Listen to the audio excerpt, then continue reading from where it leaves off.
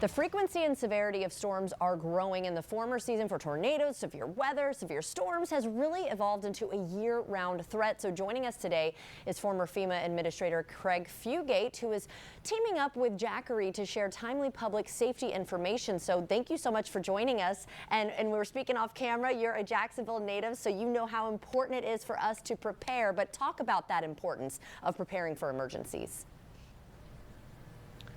Well, it's something I've seen, unfortunately, is people that aren't ready, don't prepare, don't do as well as people that have a plan, know what they're going to do, and have their supplies.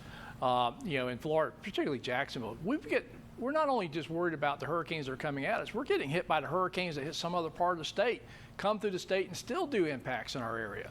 So having a plan and being ready can mean the big difference between you and your family making it through safely, and unfortunately, people that don't. Right.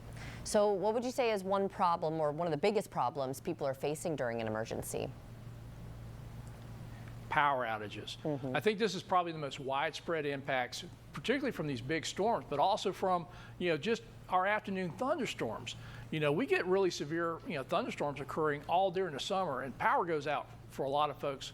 And it used to be, power outages were considered inconveniences. Today, I think they're dangerous because a lot of people are on medical devices. They need refrigeration to keep their medications cold.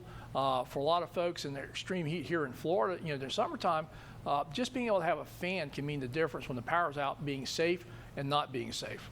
Right, and that's a good point that you made, because I never thought about, someone with a medical device. I always think, okay, yeah, we need to make sure that our food stays cold. We want to have our air conditioning. But this last hurricane season, the previous one, I have a friend who, they were like, my girlfriend needs power to be able to use a medical device. And I was like, oh my gosh, I never even thought of that. So what are some other safety issues people face during an emergency?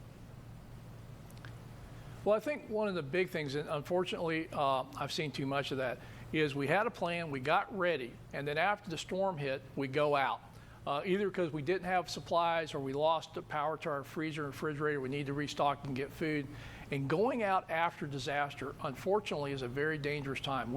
In Florida, we've seen more people lose their lives after some of the hurricanes than from the storms themselves.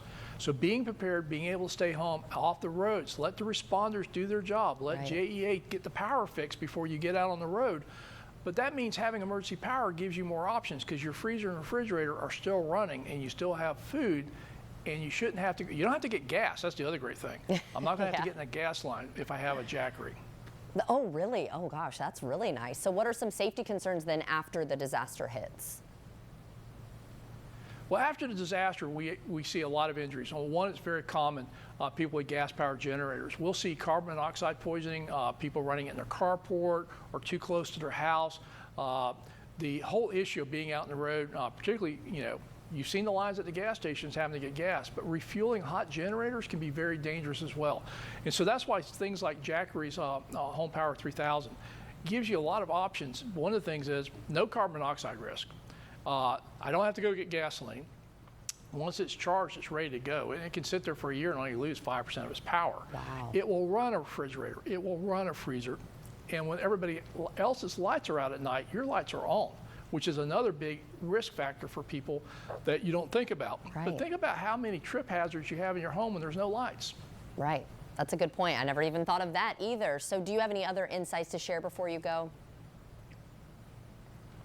Yeah, again, I think, power is no longer a luxury, and emergency power can mean the difference between being safe at home or not being safe.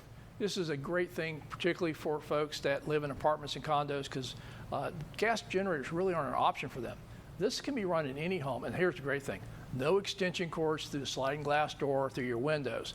You can keep your home safe, shut up, prepared with all of your electronics that you need to keep running during those power outages. Well, I think that it has so many wonderful benefits. So where can we go for more information? You can go to Jackery.com. They're featuring right now the Home Power 3000, but they have devices of all sizes, down to small portable ones to up to big whole house. And again, these can be used for more than just disasters. This gives you the ability to take portable power anywhere you need it with reliable, safe, portable power systems.